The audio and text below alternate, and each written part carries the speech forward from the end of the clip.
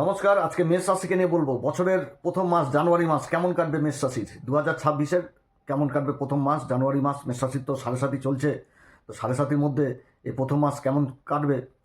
মেষ রাশির শরীর স্বাস্থ্য, শিক্ষা, প্রেম, ভালোবাসা, দাম্পত্য জীবন, কর্মভাগ্য সমস্ত কিছু আজকের আলোচনাতে তুলে ধরবে এবং বলবো কোন পাচার বিশেষ করে করবে এই সময়কালে মেষ রাশি। তো যাই হোক, অনুষ্ঠানটি শুরু করার আগে সবার প্রথম বলি এটা গ্রহের গোচর এবং চন্দ্র রাশি অনুসারে আলোচনা করা হচ্ছে। এটা কারো কোনো রকম ব্যক্তিগত কুষ্টি ধরে আলোচনা নয়। এবং তার সাথে বলবো যে যদি অনুষ্ঠানটি ভালো লাগে তাহলে অবশ্যই লাইক, শেয়ার, কমেন্ট করবেন এবং সাবস্ক্রাইব করবেন। আপনারা সাবস্ক্রাইব করলে বিশেষভাবে অনুপ্রাণিত হই। এবং আগামী দিনে মেষ রাশি সম্পর্কিত বহু ভিডিও আমাদের চ্যানেলে আপলোড দেওয়া হবে, আপনারা দেখবেন। যারা জ্যোতিষী সংক্রান্ত বিষয়কে ভালোবাসেন, গুরুত্ব দেন, ইন্টারেস্টেড, আশা করছি তারা বিশেষভাবে উপকৃত হবে। তবে আজকের আলোচনাতে শুধু এগুলোই বলবো, নক্ষত্র নিয়ে বিশেষ কিছু আলোচনা করা যাবে না, কারণ আলোচনা করলে বিশাল বড় ভিডিও হয়ে যাবে। পরবর্তী সময়ে যখন গ্রহের গোচরগুলো হবে সেই সময় নক্ষত্র ধরে ধরে আলোচনা করব। তো যাই হোক, অনুষ্ঠানটি শুরু করছি। মেষ রাশির ক্ষেত্রে সবার প্রথম বলবো যে মেষ রাশি কিন্তু 7.5 চলছে। শনি হচ্ছে কি লাভ, কর্মের ঘরের অধিপতি এবং লাভের ঘরের অধিপতি দ্বাদশ ঘরে অবস্থান করছে। এবং রাহু কিন্তু অবস্থান করছে আবার লাভের ঘরে, একাদশ ঘরে রাহু। তো এই সময়কালে অবশ্যই হিসাব করে চলতে হবে। আমি এই 2025-এও যখন 7.5 শুরু হয়েছে তখনই কিন্তু এই কথাটা বলেছি, মেষ রাশিকে কিন্তু হিসাব করে চলতে হবে, ম্যানেজ করে চলতে হবে, ম্যানেজমেন্ট করে চলতে হবে। হিসাব অল টাইম চাই মেষ রাশি। 1 টাকা খরচা করলেও হিসাব করে রাখতে হবে এবং বুদ্ধি করে চলতে হবে, কাউকে বিশ্বাস নাই। 7.5 চলছে।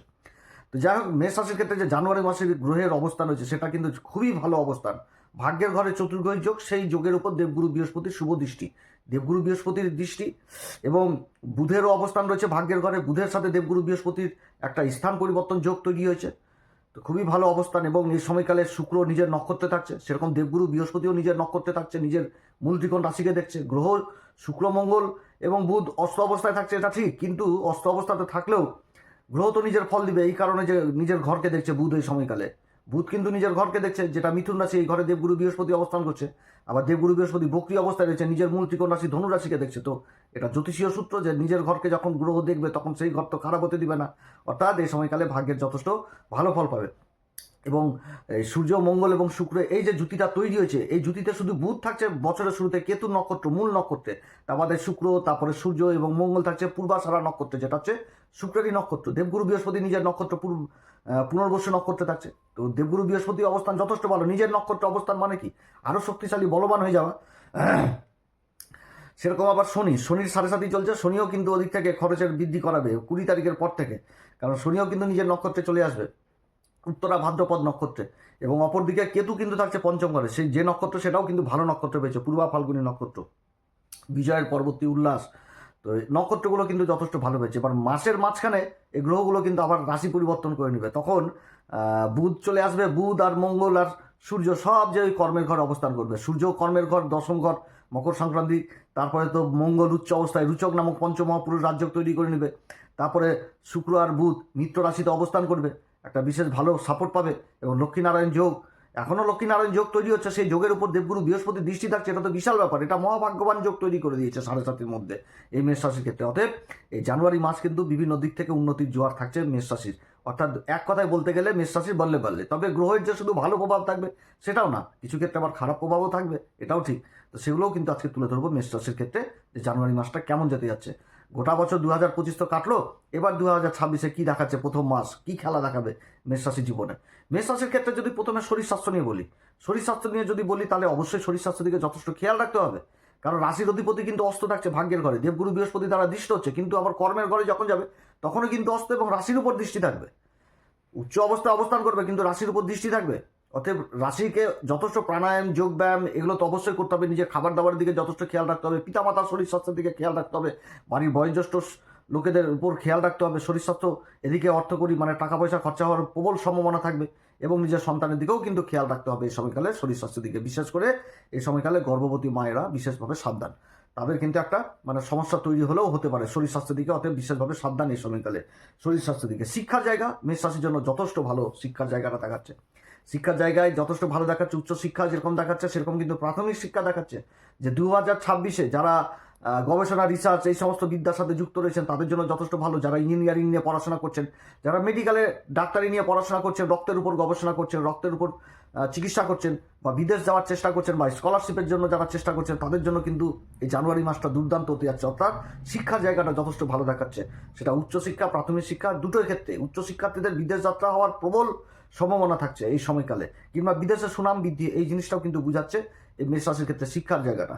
শিক্ষার জায়গার পর যদি বলি প্রেম ভালোবাসার জায়গা, তো প্রেম ভালোবাসার জায়গাটাও কিন্তু যথেষ্ট ভালো, কিন্তু নিজের কথাবার্তার দিক থেকে সাবধান।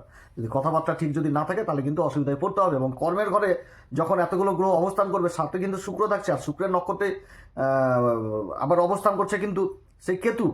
কেতু শুক্র নক্ষত্রে থাকছে, পূর্বা ফাল্গুনী নক্ষত্রে। অর্থাৎ কর্মের ঘরে কিন্তু ব্যভিচার, অর্থাৎ মানে স্ত্রী হলে পুরুষের প্রতি একটা আকর্ষণ, পুরুষ হলে স্ত্রীর প্রতি একটা আকর্ষণ, এই জিনিসটাও কিন্তু থাকবে। অর্থাৎ নিজের ব্যভিচারের দিকেও কিন্তু যথেষ্ট খেয়াল রাখতে হবে, নিজের চরিত্রের দিকেও কিন্তু যথেষ্ট খেয়াল রাখতে হবে, রাতে কিন্তু মান সম্মান হানাহানি যোগও থাকতে পারে এই সময়কালে, কারণ কর্মের ঘরে কিন্তু এই জিনিসটা তৈরি হচ্ছে।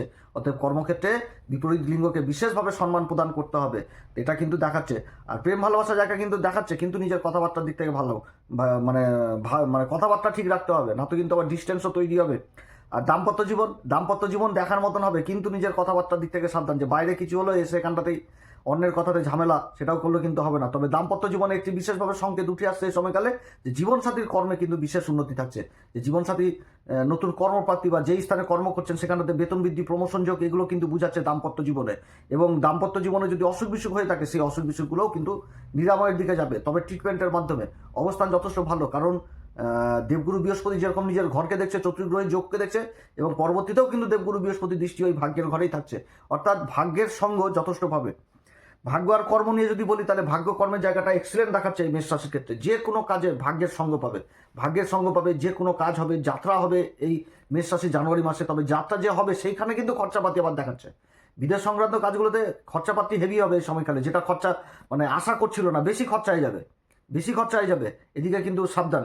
অতএব খরচাপাতির দিক থেকে বাজেট করে চলতে হবে। লাভ আসবে কিন্তু কর্মক্ষেত্রে, একাধিক থেকে লাভ আসবে, লাভের কিন্তু একাধিক রাস্তা থাকছে মেষ রাশির ক্ষেত্রে, বিভিন্ন উপায়ে রাস্তা থাকছে, কিন্তু যেরকম ভালো রাস্তা থাকছে সেরকম কিন্তু বেআইনিও রাস্তা থাকছে, শর্টকাট পদ্ধতি, ছলচাতুরি, এগুলোও কিন্তু থাকছে। অর্থাৎ ছলচাতুরির দিকে কিন্তু যাওয়া যাবে না, না তো কিন্তু প্রশাসনের দিক থেকে কিন্তু হ্যারাসমেন্ট হওয়ার প্রবল সম্ভাবনা থাকবে। কারণ রাহু কিন্তু একাদশ ঘরে অবস্থান করছে শনির রাশিতে, আর শনি দ্বাদশ ঘরে অবস্থান করছে। অর্থাৎ সেই রকম ইন্টেনশনটাও কিন্তু তৈরি করছে এই সময়কালে এটাও কিন্তু থাকছে। যদি মেষ রাশির জাতক জাতিকারা বেআইনি পদ্ধতিতে থাকে, তাহলে কিন্তু অবশ্যই ভাববে একদম মানে অনেক কিছু মানে হয়ে যাওয়ার প্রবল সম্ভাবনা থাকবে এই সময়কালে। গণ্ডগোল, অশান্তি, এগুলো কিন্তু হবে। বা যে নক্ষত্রগুলো পাবে উচ্চ অবস্থায় এবং রুচক নামক পঞ্চম মহাপুরুষ রাজ্য তৈরি করছে, এখানটাতে মঙ্গল যে নক্ষত্রগুলো পাচ্ছে, এখানটাতে যেরকম সূর্যের নক্ষত্র পাচ্ছে, সেরকম চন্দ্রমার নক্ষত্র পাচ্ছে, সেরকম ধনিষ্ঠা নক্ষত্রও পাচ্ছে। অতএব কিন্তু এদিক থেকে কিন্তু সাবধান, একটুতেই কিন্তু অশান্তি গণ্ডগোল, এদিক থেকে কিন্তু সাবধান। বাঘ বিতণ্ডায় কর্মক্ষেত্রে জড়িত হওয়া যাবে না, নিজের উপরের অফিসার বা উচ্চ আধিকারিকের সঙ্গে বাঘ বিতণ্ডা করা যাবে না, তাদের সুরে কিন্তু সুর মিলিয়ে চলতে হবে, হ্যাঁতে হ্যাঁ নাতে না, তাহলে কিন্তু যথেষ্ট দৃষ্টি আকর্ষণ হবে এবং কর্মক্ষেত্রে সফলতা পাবে। এটা কিন্তু মনে রাখতে হবে মেষ রাশিকে। আর কর্মক্ষেত্রে কিন্তু উল্টাপাল্টা করা যাবে না, এটাও মেষ রাশি বুঝতে হবে কিন্তু, যে কর্মক্ষেত্রে কাউকে ঠকিয়ে দিলাম, বেআইনি পদ্ধতি করলাম, ছলচাতুরি করলাম, বেইমানি করলাম, ধোকাবাজি করলাম, তাহলে কিন্তু শনি বাবা ওদিকে কিন্তু বসে রয়েছে, 7.5 ইফেক্ট দিয়ে দিবে একেবারে। অতএব কিন্তু এই জায়গাটা যথেষ্ট সাবধান। কর্মক্ষেত্রে যার যেটা সম্মান থাকে সেই সম্মানটা দিতে হবে, এবং যার যেটা দায়িত্ব, যদি দায়িত্ব নিত সেই দায়িত্ব পূরণ করতে হবে মেষ রাশিকে। আর যে কর্ম করতে করতে মানে যেটা প্রয়োজন না, যে 10টা কাজ করলাম, 10টা কাজে মানে এক্সট্রা কোনো কাজ নিলাম যেটা আমার দ্বারা সম্ভব না, এগুলো করলেও কিন্তু আবার অশান্তি পোহাতে হবে। যে একটা কাজের জায়গায় 10টা নিয়ে নিলাম কাজ, এগুলো কিন্তু করা যাবে না। যে লোভে পড়ে অনেক ক্ষেত্রে হয় সেটা, এরকম কিন্তু হতে পারে এই মেষ রাশির ক্ষেত্রে। অতএব এদিক থেকে কিন্তু সাবধান।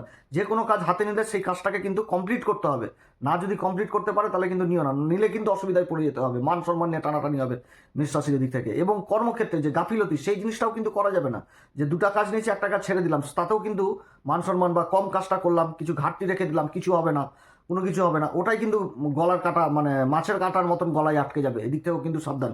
অর্থাৎ যে কাজটা নেবে সেই কাজটা নিয়ম মেনে সিস্টেমে করতে হবে, তাহলে কিন্তু এই রুচক মহাপুরুষ রাজযোগের ভালো প্রভাব পড়বে। এবং সূর্য রয়েছে সাথে, তো কাজের কিন্তু অফার থাকবে, অনেক দিক থেকে অফার পাবে এই সময়কালে এই মেষ রাশি। চারিদিক থেকে একটা কাজের কিন্তু মানে অপরচুনিটি থাকছে মেষ রাশির জীবনে এই জানুয়ারি মাসে। আয় ইনকামের একাধিক রাস্তা থাকবে, যোগাযোগ ব্যবস্থা থাকবে। তারপরে যারা প্রশাসন লেভেলে রয়েছেন, প্রশাসন লেভেলে যারা উচ্চ আধিকারিক পোস্টে রয়েছেন, তাদের যেরকম প্রমোশন বৃদ্ধি, বেতন বৃদ্ধি, স্থানান্তর সবই বুঝাচ্ছে কিন্তু এই মাসটাতে। অতএব যথেষ্ট ভালো মাস। কর্মের ঘরটা অ্যাক্টিভ হয়ে গেছে, মোট কথা 10ম ঘর অ্যাক্টিভ, কর্মের জায়গাটা অ্যাক্টিভ হয়ে গেছে। যারা কর্মের সন্ধান করছেন তাদের কিন্তু কর্মের সন্ধান এই সময়কালে পূরণ হবে। যারা ব্যবসা বাণিজ্য করছেন তাদের আর্থিক দিক বিশেষভাবে মজবুত হবে। আমদানিতে যথেষ্ট বৃদ্ধি হবে মেষ রাশির ক্ষেত্রে, কিন্তু হিসাব করে চলতে হবে, কারোর সাথে বাঘ বিতণ্ডায় জড়িত হওয়া যাবে না, অশান্তি, ঝুড় ঝামেলা, এগুলো থেকে কিন্তু দূরে থাকতে হবে। আর যখন মাসের প্রথম যে শুরুটা হবে মেষ রাশির 15 দিন যথেষ্ট ভালো হবে। পূর্বাষাঢ়াতে যখন থাকবে গ্রহগুলো, খুবই ভালো অবস্থান দিবে। পূর্বাষাঢ়া নক্ষত্র হচ্ছে অজয় নক্ষত্র, এরা মহত্ত্বাকাঙ্ক্ষী, কর্মক্ষেত্রে একটা যথেষ্ট জোশ নিয়ে চলে আসবে, মোটিভেশন করে দিবে, যার কাজ করার ক্ষমতা না তাকেও ঠেলে ঠুলে এগিয়ে নিয়ে যাবে এই নক্ষত্র, খুব ভালো প্রভাব দিবে। তারপর তো উত্তরাষাঢ়া চলে আসবে, উত্তরাষাঢ়াতেও যথেষ্ট ভালো ফল পাবে, শ্রবণাতেও ভালো ফল পাবে এবং ধনিষ্ঠাতেও যথেষ্ট ভালো ফল পাবে। তবে সব থেকে আসল খেলা খেলবে দেবগুরু বৃহস্পতি, যেহেতু ভাগ্যের ঘরে দৃষ্টি থাকছে দেবগুরু বৃহস্পতির। কিন্তু হিসাব করে চলতে হবে, 7.5 চলছে মেষ রাশির ক্ষেত্রে, শনিদেব কিন্তু দ্বাদশ ঘরে অবস্থান করছে। যে কোনো কাজ বুঝে সুঝে করতে হবে, কারণ দায়িত্ব নেওয়া যাবে না কর্মক্ষেত্রে।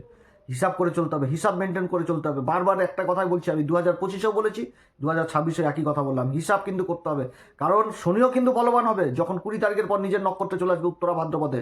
তো গ্রহ যখন নিজের নক্ষত্রে থাকে তখন কিন্তু বলবান হয়ে যায়। আর শনি কিন্তু কর্মের ঘরের অধিপতি, আর লাভের ঘরের অধিপতি, ব্যয়ের ঘরে অবস্থান করছে। ব্যয় করে দিবে একটু যদি হিসাব উল্টাপাল্টা হয়, অতএব এদিক থেকে সাবধান। তো অনেক কথা আলোচনা করলাম মেষ রাশি সম্পর্কে। হ্যাঁ, শত্রুরাও কিন্তু অনেক দূরে সরে থাকবে, কর্মক্ষেত্রে ডিস্টার্ব করবে, মানে যারা করবে, যে শত্রুগুলো করার সাহস পাবে না, অনেক দূরে থাকবে। আর যে কোনো কম্পিটিশনেও কিন্তু মেষ রাশি যথেষ্ট এগিয়ে থাকবে। তো যাই হোক, অনেক কথা আলোচনা করলাম। এই সময়কালে অবশ্যই হনুমান চল্লিশা, বজরংবান, শ্রীরাম সীতার প্রণাম মন্ত্র সহকারে পাঠ করবেন, সূর্যদেব অর্ঘ দিবেন, পিতামাতার আশীর্বাদ নেবেন। যারা গুরুর দীক্ষা নেননি অবশ্যই গুরুর সঙ্গ মানে ছাড়া যাবে না, কারণ গুরু কিন্তু ভাগ্যের ঘরকে দেখছে, এবং পরবর্তীতে গুরু উচ্চ হয়ে যাবে, খুব ভালো অবস্থান। যারা গুরুর দীক্ষা নেননি অবশ্যই গুরু দীক্ষা নেবেন। এবং 2026 কিন্তু সূর্যের বছর, বাড়িতে সূর্য যন্ত্র অবশ্যই স্থাপন করবেন। যাদের সূর্যের মানে মহাদশা চলছে, সূর্য খারাপ অবস্থায় রয়েছে, গ্রহণযোগে রয়েছে, সূর্য পাপকর্তকী যোগের মধ্যে পড়ে গেছে, কিংবা পঞ্চম ঘরেই পাপকর্তকী যোগের মধ্যে পড়ে গেছে, তাদের ক্ষেত্রে কিন্তু সূর্যযন্ত্র অবশ্যই বাড়িতে স্থাপন করতে হবে। সূর্যযন্ত্র কোথায় পাবেন? আমাদের এই ইউটিউবে প্রোডাক্ট বলে একটা অপশন দিয়েছে, স্ক্রিনে টাচ করলে এই প্রোডাক্ট একটা অপশন আসবে, ওখানটাতে আপনার সূর্যযন্ত্র মানে খোঁজ মানে পাবেন। তো যাদের প্রয়োজন রয়েছে তারা অবশ্যই কিন্তু 2026-এ সূর্যযন্ত্র স্থাপন করবেন। তো অনেক কথা আলোচনা করলাম, আপনারা সবাই ভালো থাকেন। এরপর আবার আসবে একটি নতুন পর্ব নিয়ে। নমস্কার, ধন্যবাদ।